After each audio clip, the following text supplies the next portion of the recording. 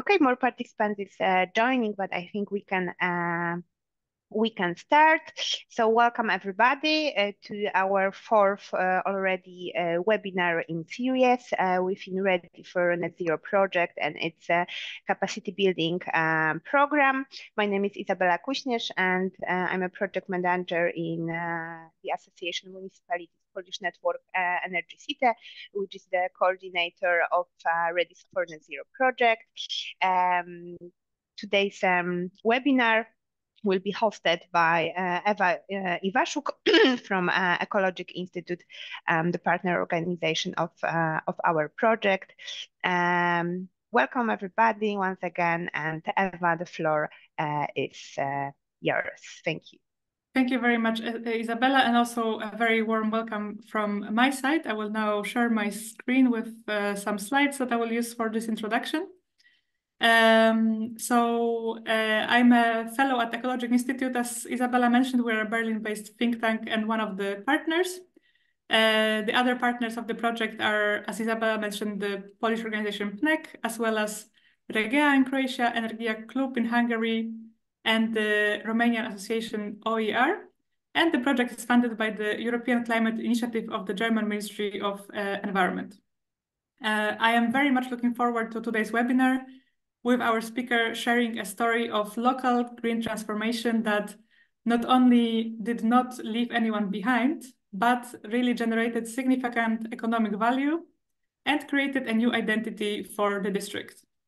After the presentation of our speaker, Mr. Bertram Fleck, whom I will introduce in a moment, we'll have time for a discussion and questions. But before we start with the presentation, I will clarify a few technicalities and tell you a little bit more about our project. So first of all, we have translation services today. So me and Mr. Fleck will be speaking in English, but you can activate any of the 4 languages: Croatian, Hungarian, Polish, and Romanian. To do so, you have to click the globe icon that is on the bottom of your screen and choose the desired language. That also means that during the discussion, you can ask questions in any of the languages that have translation services today. So please, you can select the desired language now.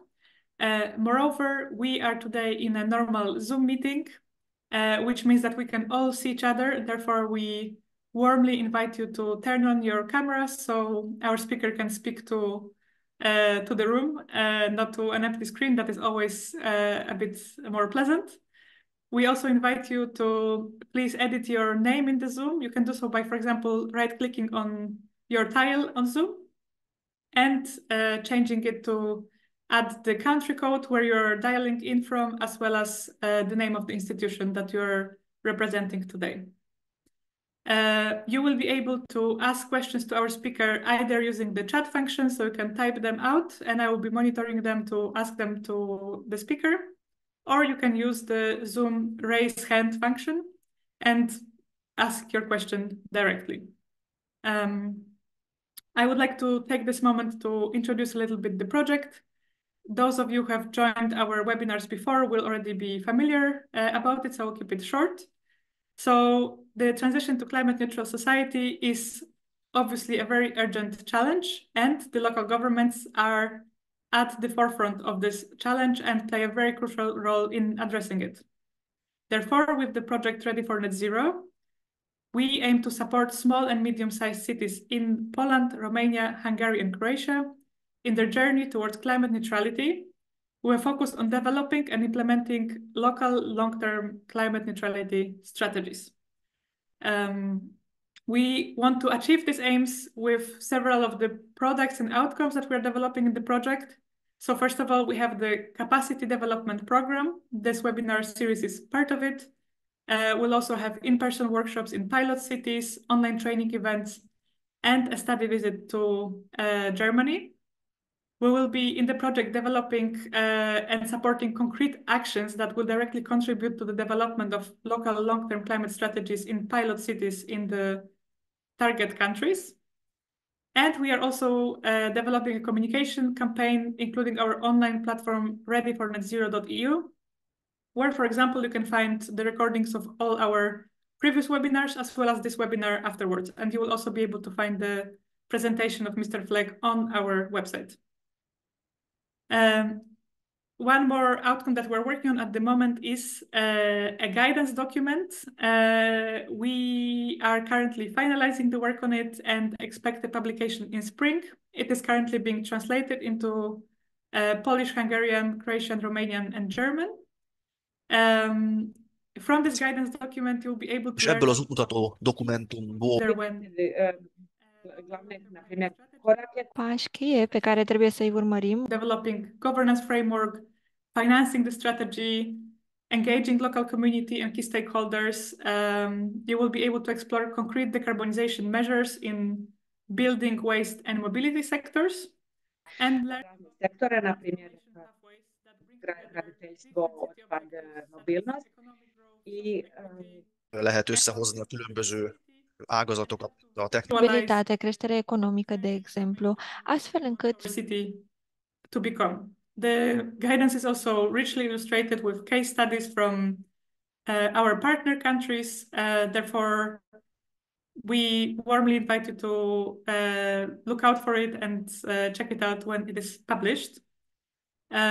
We assume you have joined the webinar today because you're interested in the topics that will be presented by Mr. Fleck, including insights on innovative energy systems and economic growth. So if you enjoyed the webinar today, some of the topics you'll be able to explore in more depth in our guidance include, for example, learning about climate transition as opportunity for economic development, exploring, as I said, concrete technologies and measures to generate energy from renewable sources and improve energy efficiency, and promote active community participation in driving sustainability initiatives. So that's our guidance. As I said, it's coming up in spring. I think somebody has to mute their micro because we can hear you in the background. Yeah, I think somebody has to mute their micro because I can hear somebody talking apart from me. And now I have a great pleasure to introduce Mr. Bertram Fleck. Mr. Fleck is a German politician who served as the district administrator of Rhein-Hunsrück-Kreis between the years 1989 and Mr. Fleck has become known este cunoscut in the district's transition to renewable energy. His activities or his leadership led the region to produce more than 3 times its electricity consumption from renewable sources. And thanks to his efforts, the district was awarded the Energy Municipality of the Decade by the German Renewable Energy Agency. So we are very excited to hear all about the activities that led to this recognition. Mr. Fleck, welcome. The floor is yours. Thank you, Eva. Thank you. And good morning to everybody in Eastern Europe. It's a great honor for me that I can present my experience from a small rural district to everybody. The people who are coming from cities shouldn't be afraid or astonished because they have it easier because they have special utilities with people and with a lot of finance possibilities. In rural districts, we do not have enough people, we do not have finance. So perhaps is for everybody are some example you can prove if it's possible for you or not. Let me, before I start, introduce some sentences to the legislation in Germany because it's very important. It's very important. It's different in other countries. Njemačka je some sentences to the economic framework conditions. First, dakle, malo ću pričati o tom okrugu. Germany, the producer valaki rám beszél. În Germania, energia very important, guaranteed. Second point, the state guarantees the feed-in tariff for 20 years. Sajnálom, valaki rám beszél, és nem hallom az előadót. You are sure what you have to do the bank in the next 20 years. And the third aspect is an economic aspect. određeni iznos. Još imamo tu nekakav i In the ekonomski moment, aspekt. we have the price of nearly 37 euro cents for 1 kilowatt hour. Imamo think like otprilike Romania 37 and some states. eurocenti za 1 kWh. everybody- Przepraszam bardzo, tłumaczenie jest niemożliwe, ponieważ na kanale ogólnym mówią w tym momencie dwie osoby. Jedna po angielsku, druga w jakimś innym języku. One of the interpreters is speaking to the wrong channel, so it's speaking over you. I just want to ask if that's already solved. I also heard him, the interpreter. So I'll just check if it's if somebody can tell me that it's already solved, then we can. I think it was Croatian. If that's addressed, then okay. Maybe let's start again, and we'll see if they were able to move to the other channel. Can I continue? Yes, please. Okay. I was explaining the third aspect, the price of Tłumaczyłem, jak wyglądała cena jednego. Jedan kilovat-sat u Njemačkoj je bilo hogy 1 kWh În Németország. Germania, 37 euro. Było w Rumunii, miało to I think it's more difficult if you're in Hungary or Bulgaria, where the price is about 9, 10 or 11 cents. So, last point, I present example of my little district. There is no royal road. It's everybody must find his own way. wszyscy mogą go znaleźć. To bardzo niewielka rzecz, Rhein-Honriskreis. Dumneavoastră. Iată, avem aici câteva informații despre regiuni. Hát, mintegy 1000 négyzetkilométerről beszélünk, és 106 ima manje od 500 stanovnika. Dakle, 45% forest, 42% agriculture. Next slide, please.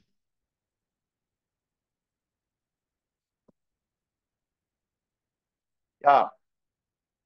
The first surprise when we made the climate protection concept was that nearly 290 million euros are going outside the region for electricity, for heating, for traffic. That's a lot of money for a poor region. And today, it's that was the price for 2010. Today, it would be nearly 500 million euros going outside. And we ask us why we send such a lot of money to Russia or to Arabic state. Could be better to tie these millions of annual energy import costs in the region and to convert it into jobs and value creation.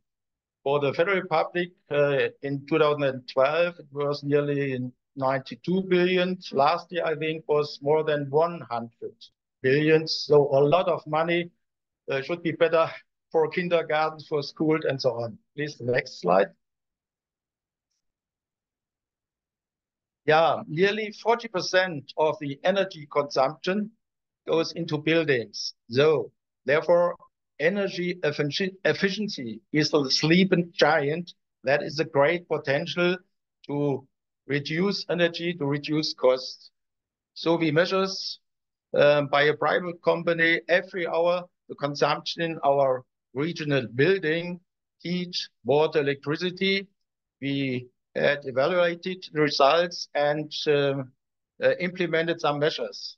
It wasn't not so expensive, perhaps for lighting sensors or stop buttons for water or separate heating circles for the rooms in direction south, because in winter the sun is very deep and shines into the windows and it warms it. So the rooms which are lying into the south, they need a special circle.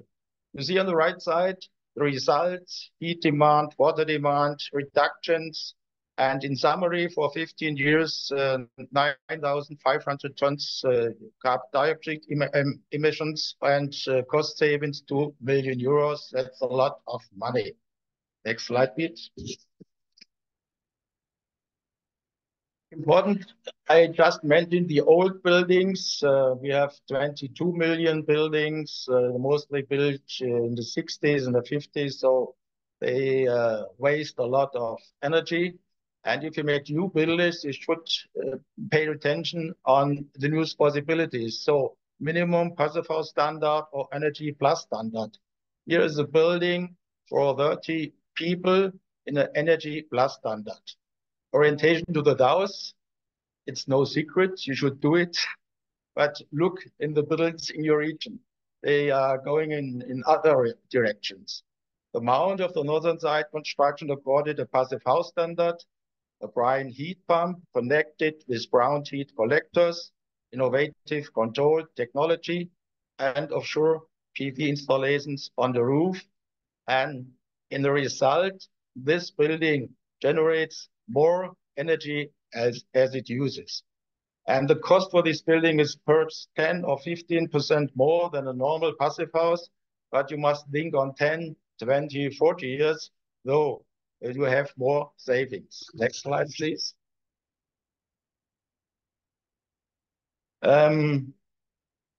We have a special installation called Extracurricular Learning Center, a special education center for nursery people or for young people who are in the elementary school, because there is a way they do it in interactive games to learn about garbage or about renewable energy. For example, on the right side, you see the building, and down the two young people moving a wind power plant. You can explain in school as long as you want what's going on there. But if the young people can move this little wind power plant and the light is on, that's a special experience. You see it on the left side, what is going on in a sheep. The methane is produced by the biowaste, or I can feel what is PV, how does it feel, what is inside. So that it's a great experience. And if you want to change the world, you shall start with the children. We do it since 24 years. We were subsidized by the government of the state of Rheinland-Pfalz, and 100,000 of pupils came. And interesting is some nursery schools, some elementary schools do it every year, more times. And some are asking who is paying the bus, what is about security, how long do you teach the children. So if you want, you can come. And it's a big success. And in 1 or 2 years, we hope we will have children where the parents were 25 years ago in our site. So the next, please. Yeah, that's some results of activities. You see on the right side, 90 plants, biomass, 6,500 plants, photovoltaic, and a lot of wind turbines. Very unusual. We have it normally on the coast. We are mid in Germany, but 278 turbines. Our total power consumption is nearly 470 million kilowatts in 2019. And we now produce with all these installation and plants more than 1.5 billion kilowatts. So 337% of our consumption. The federal average is 45% or 50%. We have 335. Next slide, please. I just told about the wind plants. At the end of the year 2020, we had 278 wind power stations operated in our district. There's one important point. We have luck. We have a lot of land in public hand.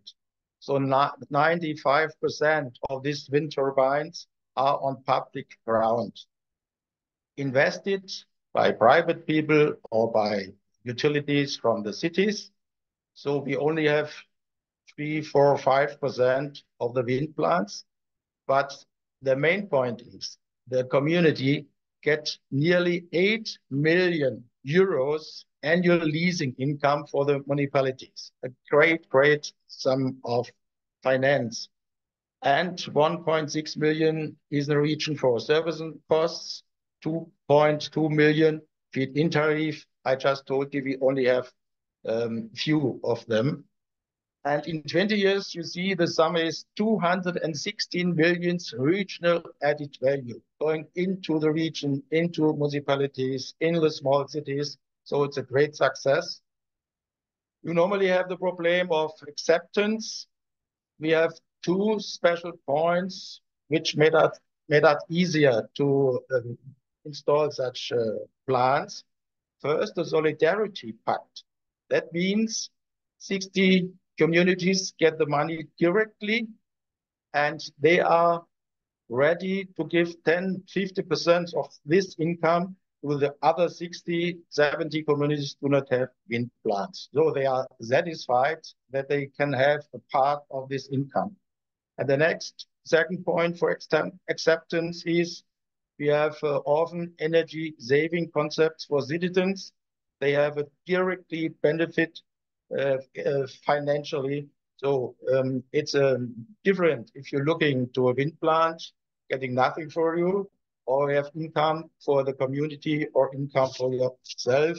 I will later give an example. Next point, please. That's also a very unusual point. We have 120 collecting points for every... Mamy 120 punktów zbioru, gdzie możemy odbierać różnego rodzaju gałęzie czy inne rzeczy ścięte z drzew i krzewów. Ludzie mogą przywozić wszystko to, co odpada z ogrodów. See it on the left side, 30% of this material goes for quality compost, and 60% is fuel, is the material for our heating centers. You see it on the right side down. We have 3 biomass heating centers in schools, in our schools, nearly 37 buildings. Ogrzewamy 20 kilka budynków w ten sposób i jeżeli porównamy to, to oszczędzamy w tym momencie w ciągu 20 lat niemal 20 milionów. Arabic land. Next slide, please. Yeah, that's a special other sort of biomass. 2 communities, Völs and Neuerkirch, together installed it in the year 2015. Only 800 inhabitants with the heat generators, 2 mid-chip heating boilers, and more than 1,400 square meters solar thermal field. Not PV, not photovoltaic, solar thermal field, which means there is water circulating, and this is warm, so it is added to the wood chip heating boilers. If we have, in the meantime, 70 biomass in several villages and small cities, and you see it with the blue color again, 2.7 billion liters of importing heating oil can be avoided, and equivalent for 20 years is nearly 40 till 60 million euros staying in the country instead of going abroad. Some of the villages are cooperating in another way with the private biomass plants of farmers, though it's different. Every biomass plant is another technique. Next slide, please. We made one of the first solar cataster in the state of Rhineland-Palatinate, also in the Federal Republic some years ago, 2009 and 2010. What does this mean? We had a cooperation with a local bank, with a private company, and they gave to every roof in our region a color, which means your roof is suitable for PV, a little more, a little less, and the color is good advice to you if you can take PV on your roof. The 2 local banks created a special credit program. So we had an aim for 1,000 private photovoltaic roofs. but the result was we were very astonished, 2,300. Today we have 6,500 private PVs. It's interesting in a finance situation. And these people are convinced. They are our ambassadors in the neighborhood. And something to compare, we have 6,500 plants for 106,000 inhabitants. The capital city of Rhineland-Palatinate, more than 230,000 inhabitants, only have 2,500. So sometimes it's an advantage to live in a rural district because the neighbor have good connections and they convince the people in the street, in the village, in the small cities very easily. You see again the regional feed-in tariff for 20 years.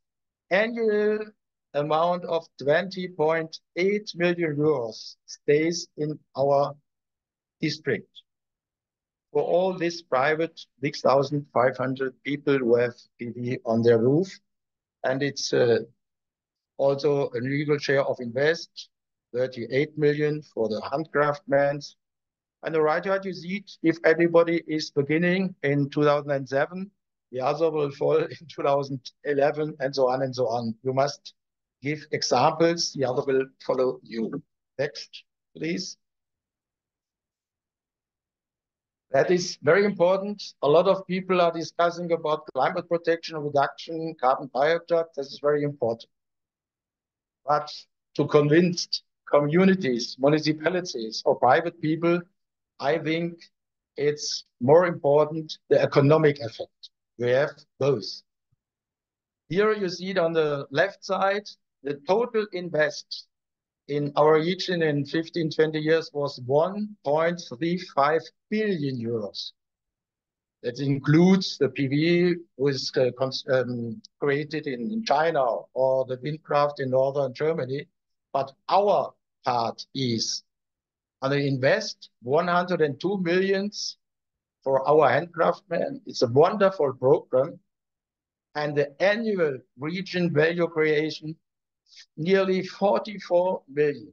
Every year for 20 years, 44 million stay in such a poor region and gives us a lot of new impact. Where comes this sum from? You see it on the right side, rental income, taxes, feed-in remuneration, orders for domestic crafts, new jobs, hotels, restaurants, and so on and so on. I repeat, 44 million guaranteed for 20 years. That's a great, great amount.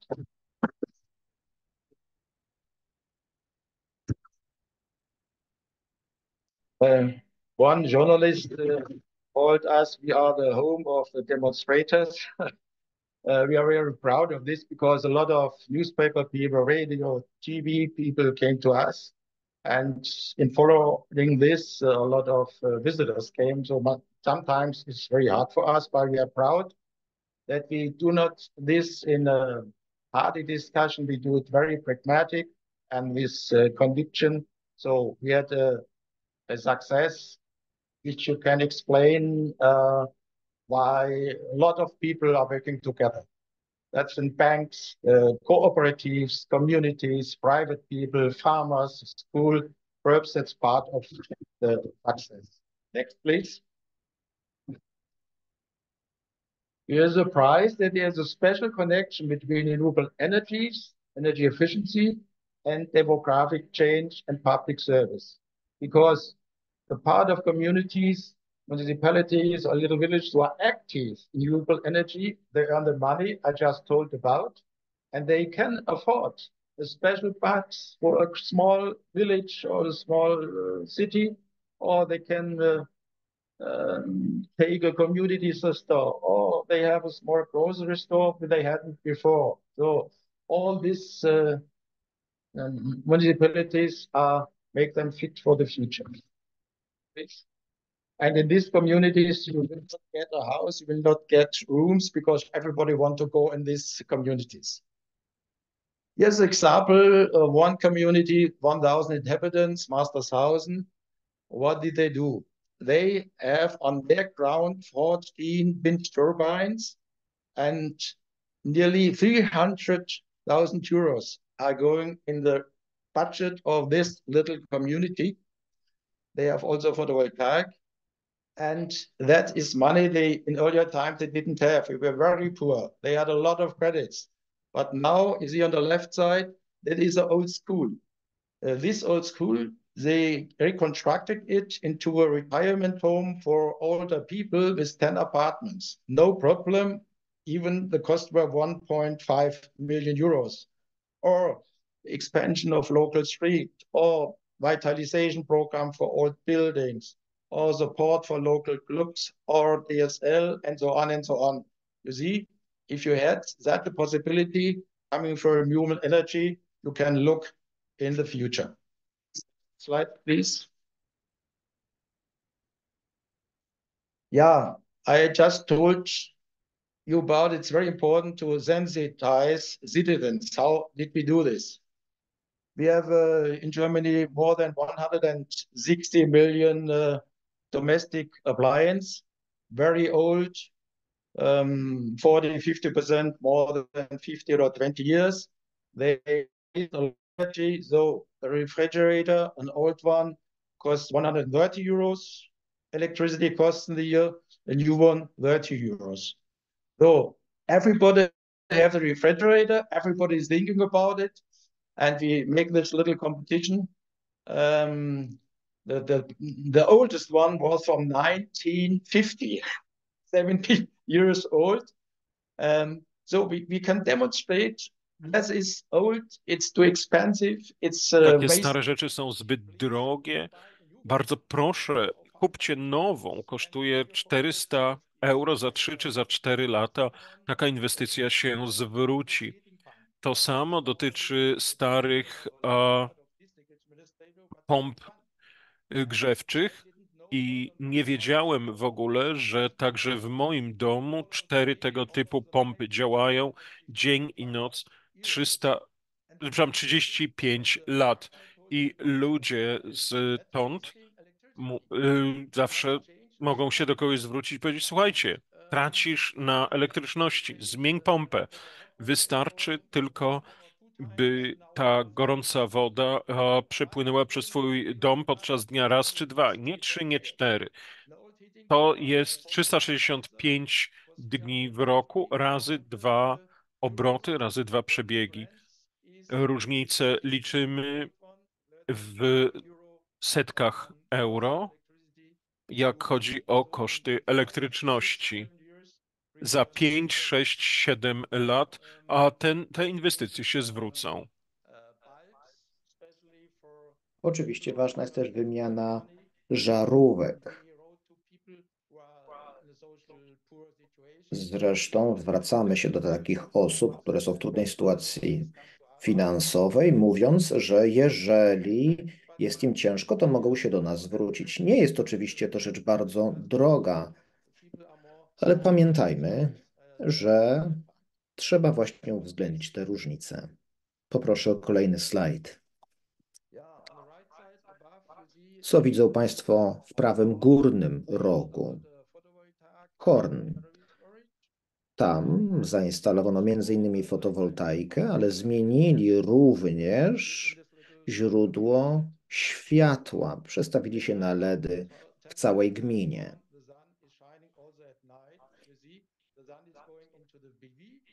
No i na dobrą sprawę słońce świeci tam cały dzień.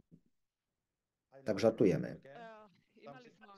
Yeah, sorry, Imali we smo. could hear the translation again in the main channel. If the interpreters could please check that they speak to the correct channel. And I come later to the special energy saving policy of the community of Schnorbach and to the bulk change. Next slide, please.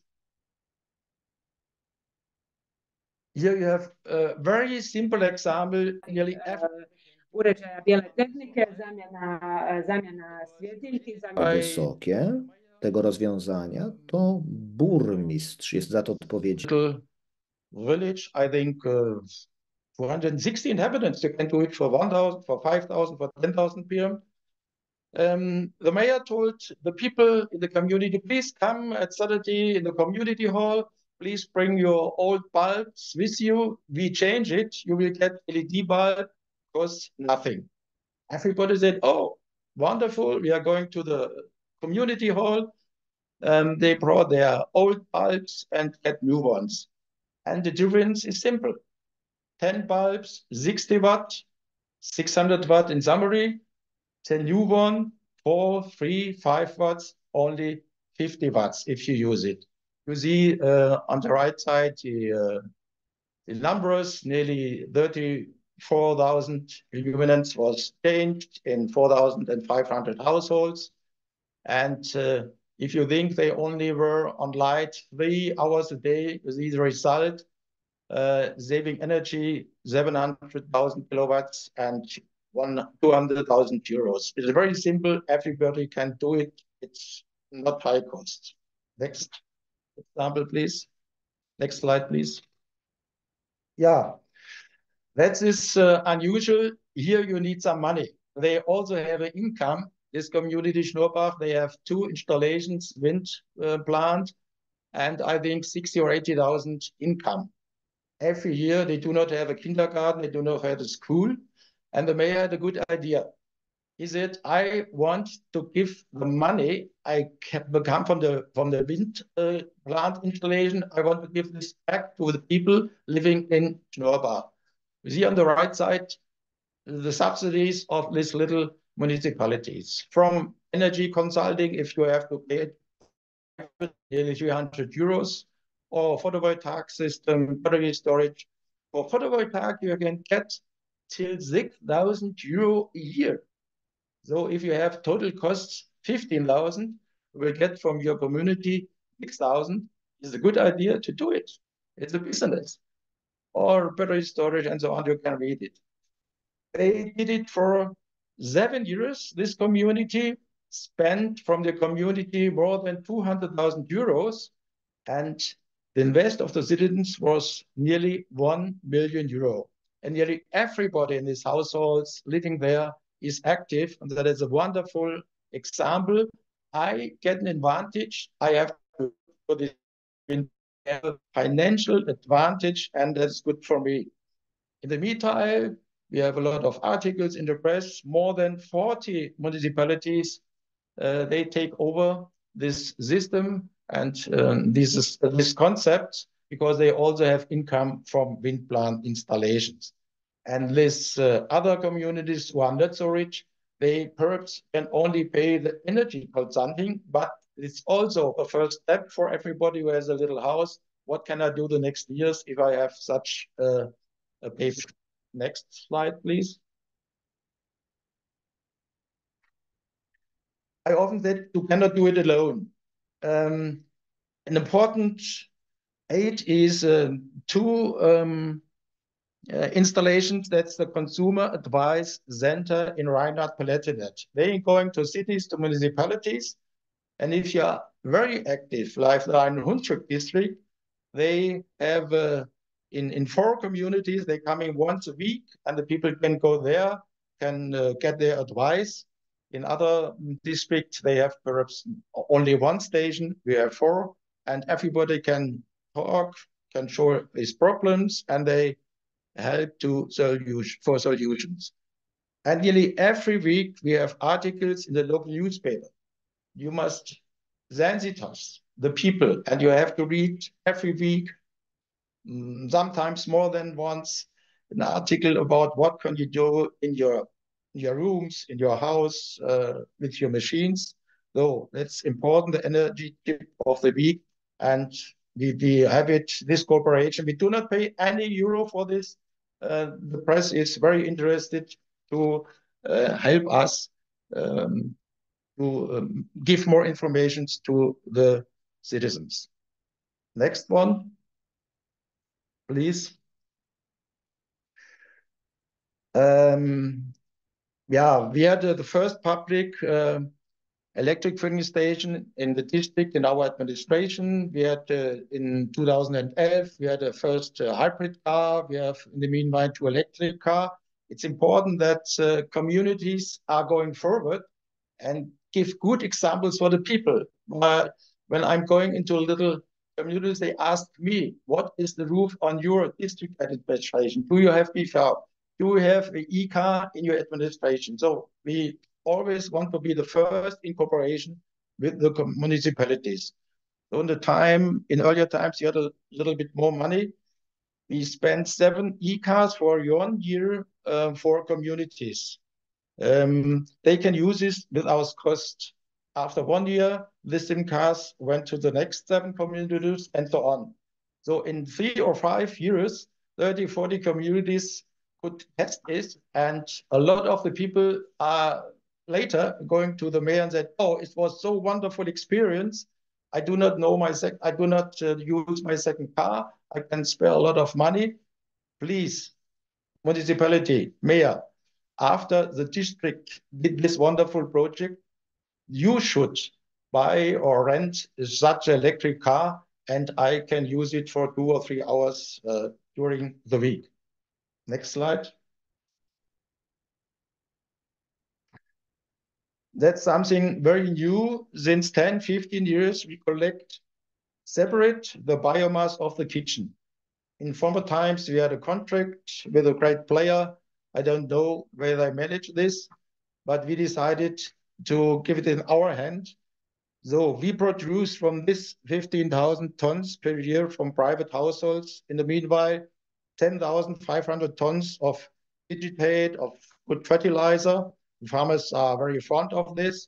And we produce more than 4.5 million electricity power per year giving in the net. So everybody can see what is coming out of my biomass of the kitchen.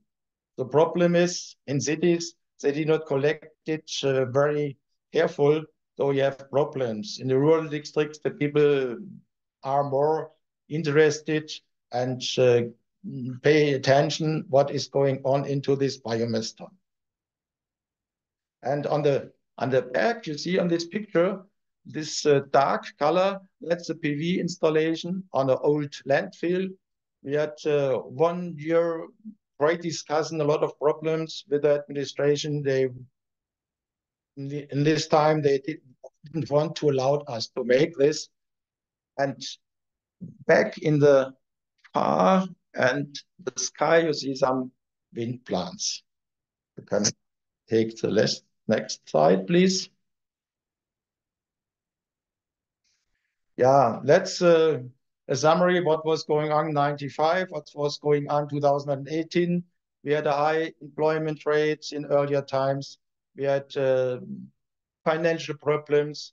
And you see in the last years, like I told you, 44 million euros annual revenue. The community municipalities have reserves of 84 millions. Wonderful. We have one of the lowest debt level in the whole state, and you see the GDP growth more than the average. A wonderful development. Next slide.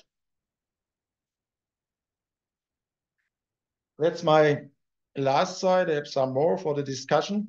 If you want to look more what's going on in the Rhine-Hunsrück district, there are some a little documentary also in an English version, 20 minutes. So you have later the slides. If you are interested, you can look what is going on in the film with a similar expression like I do it. Next one, the last one. But some of you know Mr. Raiffeisen living in the 9th century.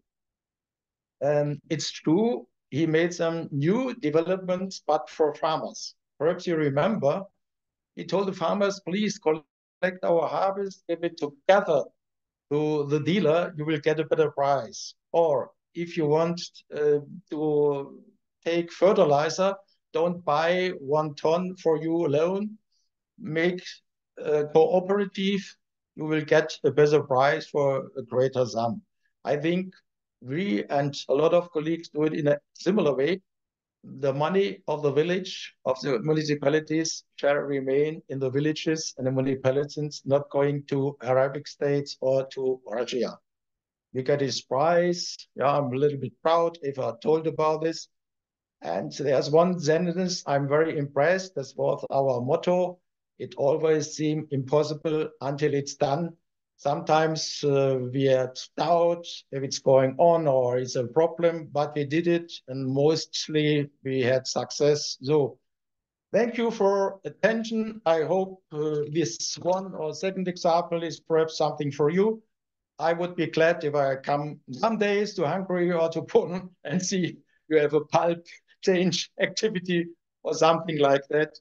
Thank you all for your great attention. Thank you. Thank you very much, Mr. Fleck. I will stop the screen sharing for now, but we can also come back to your summary slides. Dziękuję bardzo za to, że przedstawił Pan swoją prezentację. Dziękuję bardzo za cierpliwość i mam nadzieję, że wszyscy notowali. Ideas, as you said, some of them can be realized with any budget, and many of które them można wykonać przy dowolnym budżecie. We now have almost 45 minutes for zrobić. We actually have several questions that were already collected before the webinar, so I'll start by asking those. So we have a question from Ramnicu Valcea municipality, I hope I pronounced it correctly, in Romania, who is asking about the following. The small and medium-sized cities, as you said, also rural municipalities are often lacking money. Eva, please, yeah. I cannot see you. I have a. Can you manage it again? I cannot see you and the others in my. Okay. I wonder how to do this that you can see us. Because I turned off the screen sharing and I think But I that can if you hear you. click. Okay. I think if you click on the maybe Zoom icon at the bottom of your screen. Yeah, but then it should be. I can try it again. Yeah. Yeah, you can see us now? Yeah. Okay, perfect. Yeah. Yes, so as I was saying, the question from the municipality is that because the budget is often very limited, and that's something you talked about,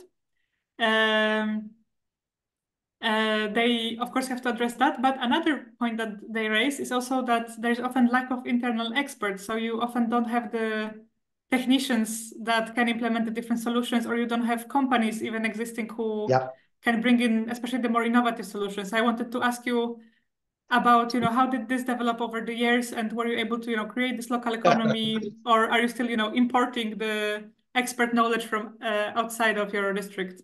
Yeah. It's a pity we didn't have enough people. We didn't have enough financial resources. But I think there are several points who are obszarów. Perhaps you can put in this slide. You must have leaders with passions, with courage, who can inspire others. You do not need money or do not need a lot of people. First, you must people have this passion. Second, it's hard working in these little municipalities because it's important to have a non-partisan work. That one party is fond of one action, the next one said, no, you are the leader, I'm the opposition, you should avoid this. The next is, searching a network and partnerships. We had 20, 30 years for this success. So you are talking to farmers, to craftsmen. Is somebody, an engineer, can you help us? We do not have money, but it's for the region. The cooperatives were very helpful because we wanted, for example, to for our roofs very fast PV installation, but didn't have the money. Some corporates came to us and said, "Oh, we can manage this, and after 10 or 50 years, you can be owner again of this roof installation." So one of the main points was, how can you involve the citizens? And therefore, I have show you these simple examples: bulb replacement days, or fridge days, or older circulation pump, and so on. And the economic success was very important. If you have money for the municipalities or you have money for the private people, you are open for renewable energy, climate protection. And of course, you need a formal concept and a climate manager. And I told that thing will help the press. So it's sometimes I wondering about our success, but it was step by step. It was a progress, and every year we learned also often about congresses. We visiting congresses. For example, I saw this Solarkataster on a great congress in Germany, 2005 or 6. I came back and said, "Oh, should go to Freiburg, the city of Osnabrück, looking what is a Solarkataster. Perhaps you can relate it here." So that was a process, and every year were another activity, sometimes a success. So it's not only one point, it's a summary of a lot of points. Thank you. I will continue with the questions, but I also invite everybody who is in the webinar to please ask your questions. You can ask them in the chat, or you can also raise your hand. I don't see any hands raised so far. So I'll continue with the questions that were submitted beforehand, but please feel free to submit also your questions. Another question that we have is actually, you mentioned about how you engage citizens in implementing the transformation, but the question is if you also implemented proposals that were submitted by citizens themselves, or if you have any activities that help citizens come forward with ideas. We have also a lot of groups of initiatives, private initiatives came to us, and they can we cooperate? Can we make something together? We do not have money, but you have administration, you have good connection to the government. So that was also an impulse coming from down, from the people directly. So we need also this private activity. You cannot do it alone. It's always the same. You cannot do it alone. You need also these people who are building little groups in the municipalities and very active. Thank you. And in the presentation today, you talked a lot about the successes that you have, but maybe you could also tell us a little bit about the challenges and different frustrations that you encountered of the more than 20 years that you were working on the topic. So what was really difficult and how did you manage to overcome? In the first years, we had a lack of know-how, and that was very complicated. I think I just telling more that today it's easier than 20 years ago. We had no specialist in the administration. We had a lot of trouble with the people who are fond of monument protection or in connection with the PV cadastre. The data protection manager of the state of Rheinland-Pfalz contacted us. We are not allowed to give all these data and private data of a private house in the internet. Or next problem, we wanted to use the old landfill. I just talk about it for PV, and its administration might say, "Oh, we never allowed such nonsense. Please leave it." And we asked, why should we leave it? There is no example in the past. We are going in the future. Let us talk. Where's the risk? Where's this problem? And they told again, "Oh, will this PV installation, perhaps it's going deep into the landfill, we have problems." That's no problem for the states. That's our problem. If some PV installations or plants were destroyed, we will build it again.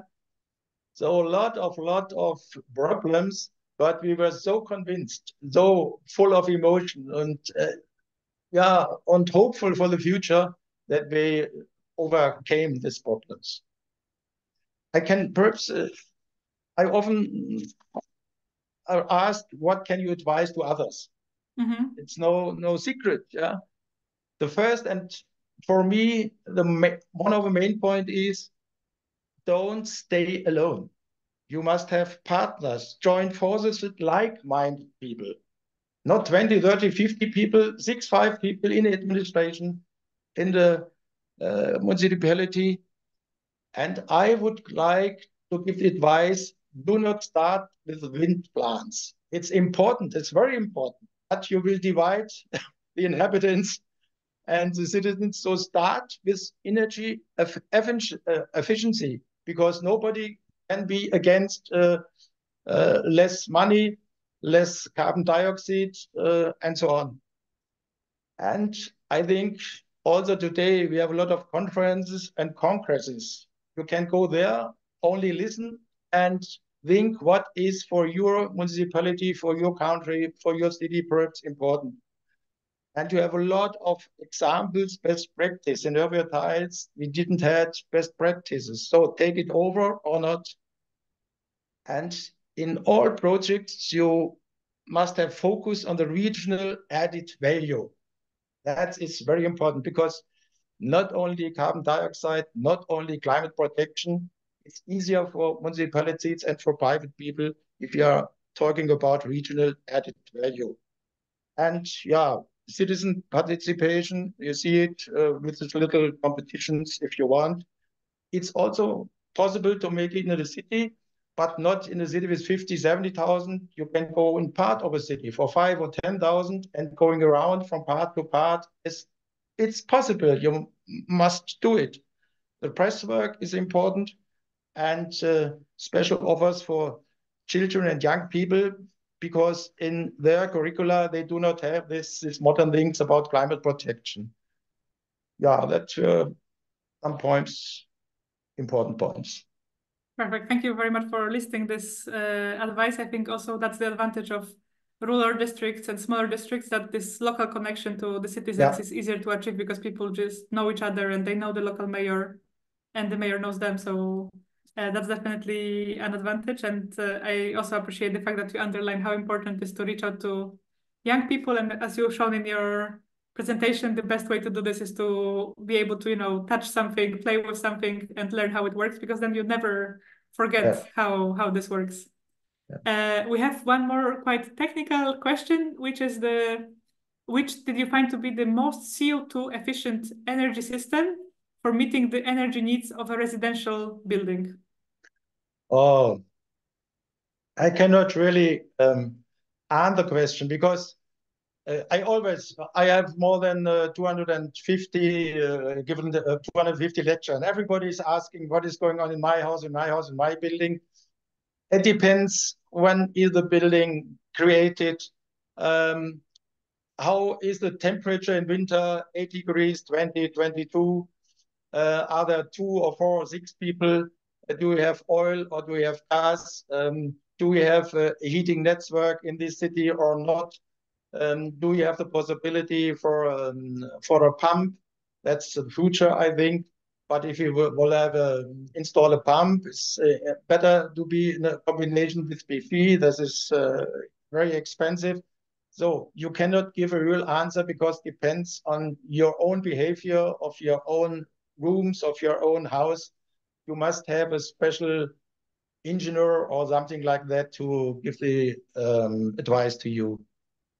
Okay, so I basically have a private opinion. I have a private opinion. I'm living in a house in the suburb from Mainz. They have gas. I was forced to take gas 20 years ago.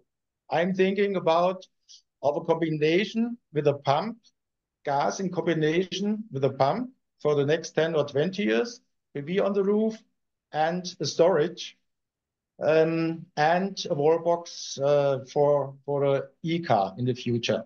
But that's very expensive, 60, 70,000 euros perhaps. But I think today I have to pay 8,000, 9,000 euros for all these things, for the car, for the gasoline, for the oil, for the gas and the heating, for electricity. And I have example from a friend. He installed all these plants. He now pays 1,500 euros per year. You see the difference. 1,500 now, in earlier times, 9,000, including the car, gasoline, and so on. Different, 7,500. Credit in 10 years, return on invest, and for the next 50, 80 years, yes, 1,500. I have the fantasy what the energy will cost in 10 or 20 years. That was a private opinion, but it's not for everybody useful. Indeed, and I think here the important factor into consideration is the availability of financing and funding, right? Because the economic benefit is clear, but obviously many citizens simply cannot afford such an upfront investment. So it's so important where possible to have this sort of finance. And but as you the said, people shouldn't be anxious. Most of people say, oh, I have an old house. To renovate this house, 200, 300,000 euros, it's impossible. So no, leave it. Leave this old house, leave the windows, leave the roof. That's expensive. But what you can do is changing the heating. Every 20, 30 years, you must do it. Yeah, changing the car with the wall box, electricity from the PV. Just I told this example. So 60, 70,000 is possible, but 300,000 it's impossible. Of course, yeah. And as you mentioned, also one of the municipalities have invested 200,000 around in different grants and subsidies to citizens, but they generated almost 1 million in investment from citizens back, just because sometimes you need to put the little push for this private investment to enable it. So I think that was also an interesting lesson. Perhaps if you want, you can notate the last slide. Now, next one. I think maybe this one or... Yeah, this one, that's the last one. Yeah.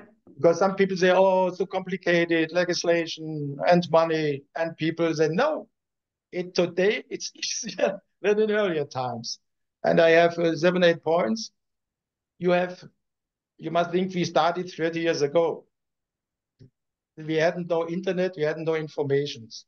We had no best practices. Second point, you have best practices. You only have to go there and look if it's possible to transform it in your village or municipality. You have consulting services. In earlier times, we only had the conferences. Now you have firms, engineering, consultancies. Every day they are falling to the district. We have a new idea. We can help you. Give us the money. You have not do it alone. Or you have lower prices or price erosion. When we started, the price for oil and gas was normal. Now it's exploded. So you have a double ground to do more. And I can give you a little personal experience. When my father built his small house in 1967, most of you weren't born, 1 liter oil costs 9.5 cents. 9.5 cents, that's unbelievable. And he asked me, should we build double windows? It's economic nonsense, because if the oil will increase 300%, 3 times 9.5 cents, 85%, he will not live someday when this price will come, and I also. In 2000, they were 30 cents. Today in Germany, you have for 1 liter oil 110, 120. And if you see this development, I don't know what the sugar is, but from year, it's going higher and higher. And I'm sure it will be higher. So price erosion is also on ground to thinking more for 20, 30 years, not the next 5 years. You have IT tool, you have softwares, growing founding programs. The government in Rhineland-Palatinate, also the federal government gives more subsidies than in earlier years. So that is the point where my theory is. Today it's easier than in earlier times.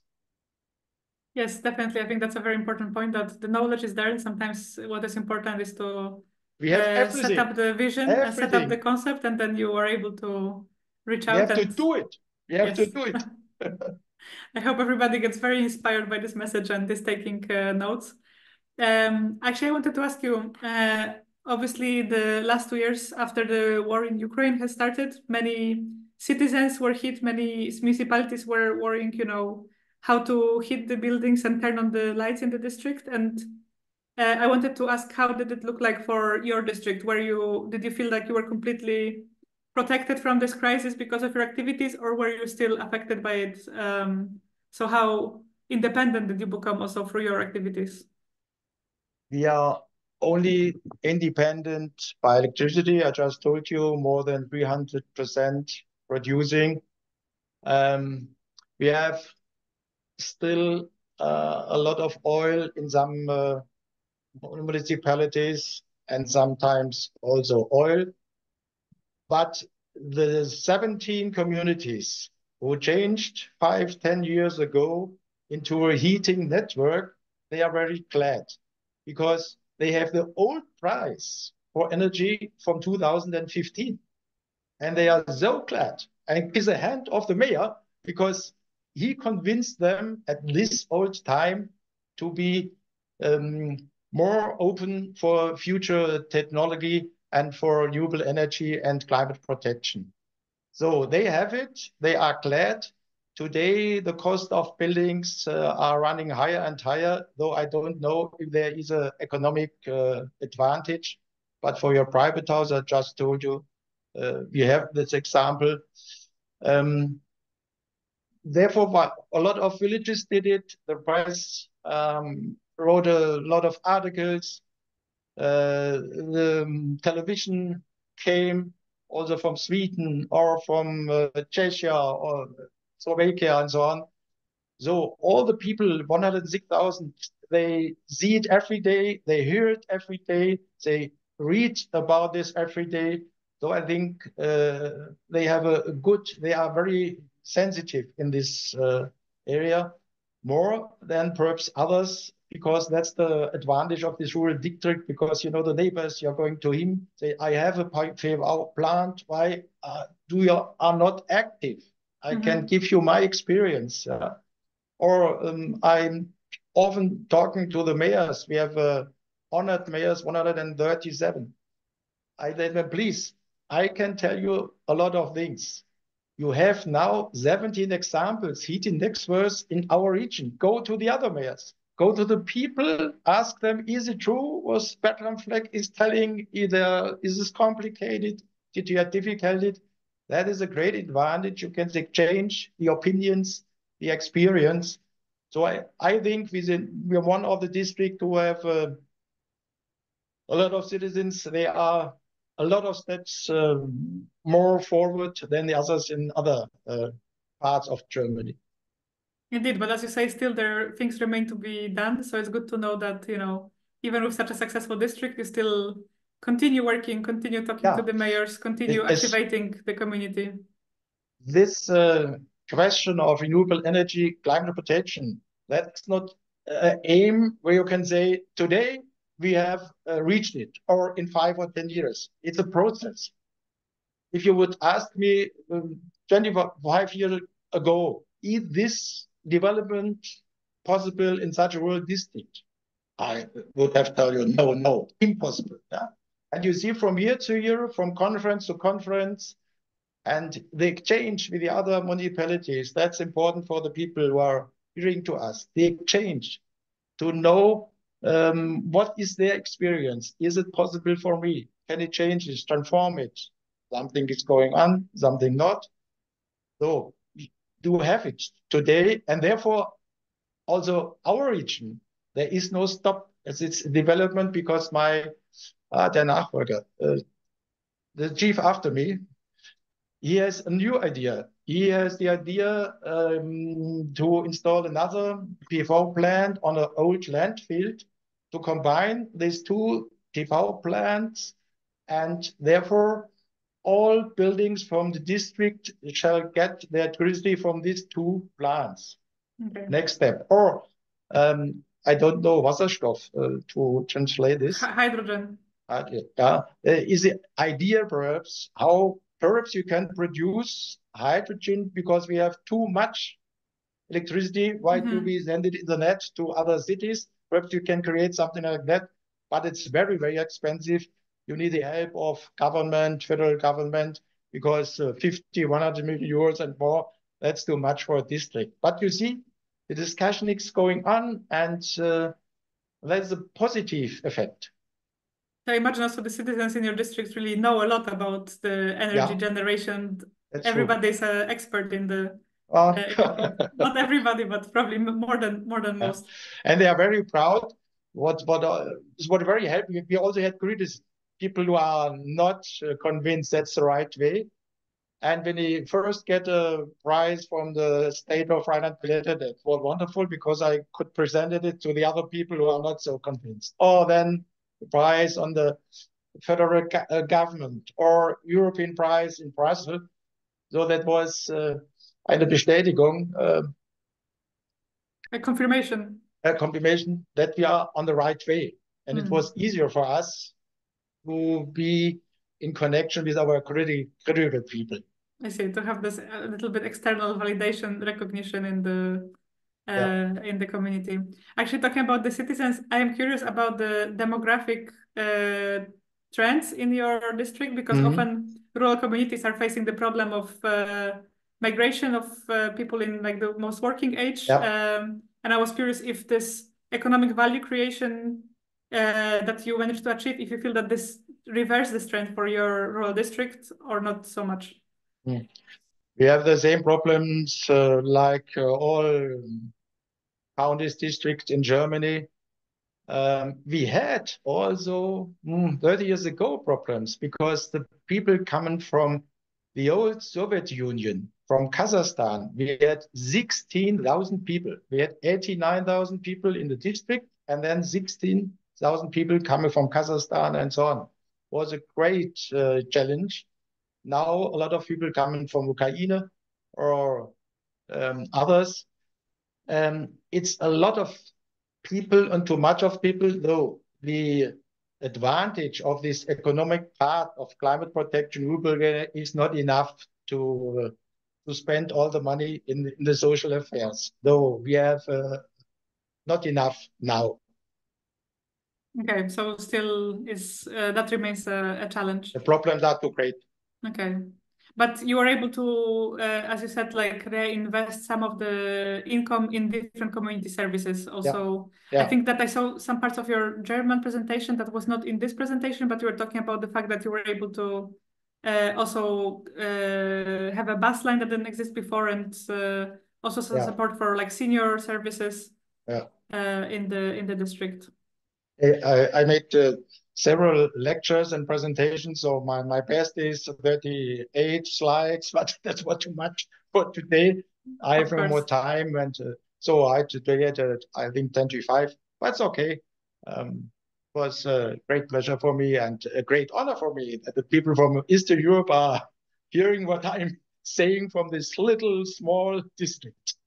Yes, absolutely, and I think that's a great inspiration because you started with not a lot of budget, not just a lot of good ideas. And I think it's also very inspiring how you work with the local community to get everyone on board. And I love this aspect of really thinking what everybody has in their own home and taking this ownership over the local transformation by starting, as you say, with the light bulbs, using a sense of humor to replace the oldest fridge, as you said, 70 years old. That's impressive and worth celebrating in many ways. So that's definitely fantastic. We actually, I will take the moment. If anybody has any questions still, you can also send an email some days later to me. If you have a question, I will answer it. I need some days, but I will do it. Yes, exactly. So we'll also share Mr. Fleck's contact detail, I think, in the follow-up email after this webinar. And as we said, you will be able to find the recording of the presentation as well as the slides on our website. And also you mentioned a lot about discussing with the community, raising awareness. So for those of you who found that interesting, we will have another webinar on the 20th of February. That will be actually focusing on raising awareness on climate neutrality.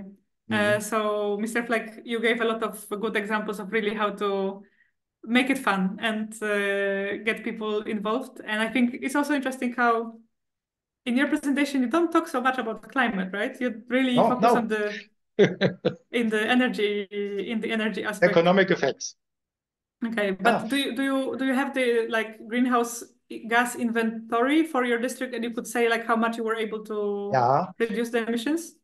We had in earlier times 680,000 tons of carbon dioxide. Now we are one of the first, perhaps alone, districts who have 0 Yeah. Wow. Yeah, this is That's extremely amazing. impressive. And for me, what is impressive is that you kind of achieve it without focusing. I mean, maybe you're Yeah. focusing on it in the background, but the focus was different, right? The focus was the energy. Also, like, as you said, from the very beginning, you realize that you're spending all that money to import the In energy earlier and you could times, create it.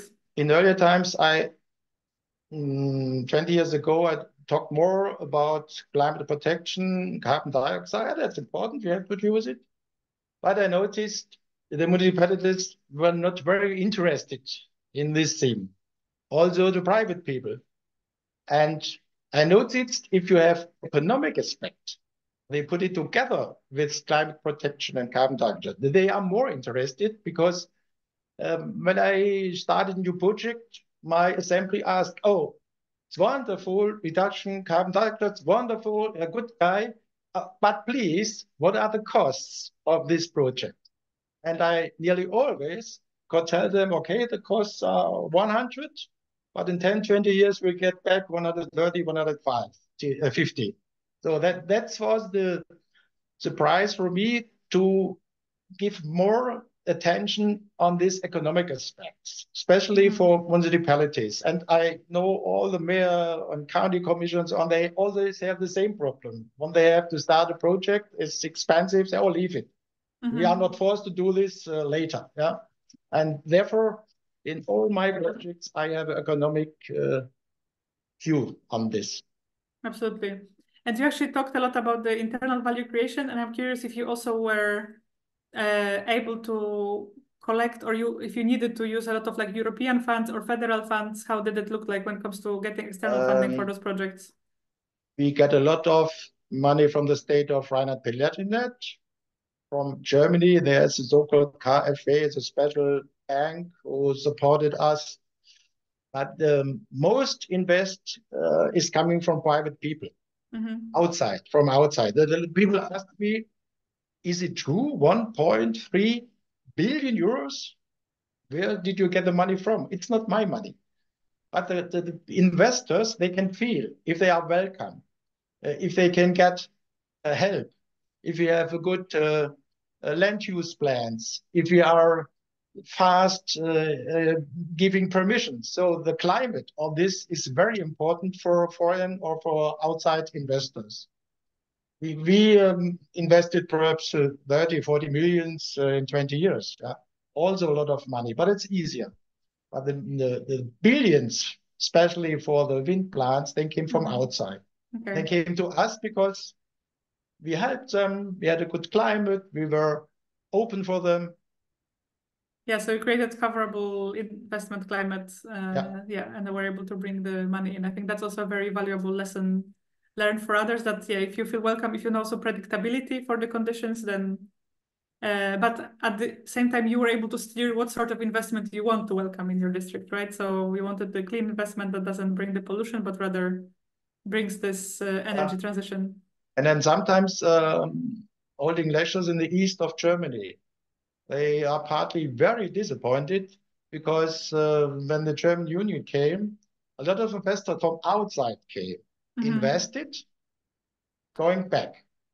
I have a colleague, we have 500 wind power plants in the region. That nothing for the region. The investor is in the west, the tax is going in the west, the feed-in tariff is going into the west. And that is a problem. You must have special plans. You must be active in earlier times that they cannot run over you. Yeah, it's complicated to explain. Yeah, but I understand that you basically have to ensure that the flow of money will be such that that they can generate the value. That's the motivation for investment, but there is also certain rent that is staying in the region and contributing to the local economic development. Yeah, but another example, I told you that the PV, 6,500 PV plants give a feed-in tariff for 20.8 million per year into the region. But and 44 million a year totally. But in this summary, there is no idea. The people who get 600, 800, 1,000 euro feed-in tariff for a family, they use this money also in the region. Yeah, going to a restaurant, a cinema, or buying a car, that's not in the amount of 44. So it's in reality, it's more the economic effect.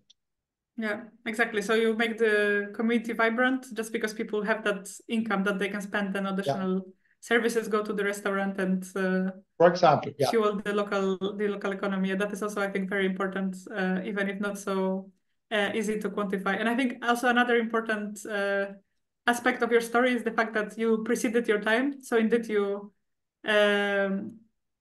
focus on this energy transition before anybody was concerned about the climate change. Now you are basically at zero greenhouse gas emissions. And what is important is that now, for example, we have a lot of policy developments. For instance, the extension of the European emission trading scheme to the buildings and transport sector. That will be encouraging everybody who is not there yet to go through this transition, but now it's becoming more expensive, right? Because we have the limits, and because you kind of worked ahead of it, you don't have to worry about this cost right now because your building and transport sector are already advanced to a large extent. The difference perhaps to my colleagues in early times was they had a meaning, renewable energy, climate protection are, the administration has no duty to do it. You can do it, you can leave it. They complained about this and this and this. And I had another opinion. I said, don't you see that is a chance for new development? And it's a pity that a lot of people didn't see this 20 years ago. Now, I'm wondering, people coming to us say, oh, how did you do this? Can we all say, oh, you was my colleague. I told you 20 years ago. Why wasn't you active? Yeah, indeed. But better yet than never. So they should start today. It's also possible. Exactly. So, and as you said, at least the difference now is that there is a lot of knowledge available, and it's in a way a little bit less uphill battle because you can learn from the experience of others, like from the experience of you. I think that if we don't have any more questions, then we can start slowly wrapping up. I very warmly welcome you, Mr. Fleck, from my side and from everybody who was here for sharing this very inspiring story. And I'm sure people were taking a lot of notes and wondering what they could implement in their municipalities. As I mentioned before, we will have our next webinar on 20th of February, focused on the topic of raising awareness on climate neutrality. So you can find all the information on our website. We invite everybody to join us. And Isa, I'm wondering if you want to add any final closing words here. It was a great pleasure for me that thank you for your interest to all the people in Eastern Europe. Perhaps one or two or three examples are so interesting for you that you can say, oh, perhaps I can do it in my region, in my municipality. That would be very glad for me. So if you want to hear again something from me, I'm on my way, even if I'm retired. I have fun. I want to inspire people who are interested because they ask for the way. I have some experience, so thank you. It was a great pleasure, it's a great honor for me, and perhaps we'll see us again someday. Yes, we hope that is the case. And Isa, I'm handing over to you for the closing words. And I apologize for my bad English. I tried to do my best. It was excellent, I think. Yes, many thanks, Bertram. We are very grateful to have this opportunity to listen, hopefully, so many inspiring stories. I hope that everyone will take something valuable for this meeting. Many thanks, Bertram, for your attendance, the meeting, your presentation. Thank you, Eva, also for hosting, moderating the whole meeting.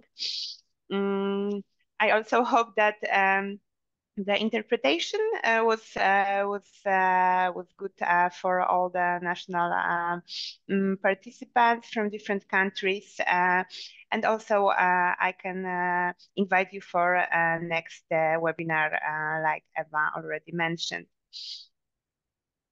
That's all from my side. Thank you very much for your attendance this webinar. Thank you. Perfect. Thank you very much.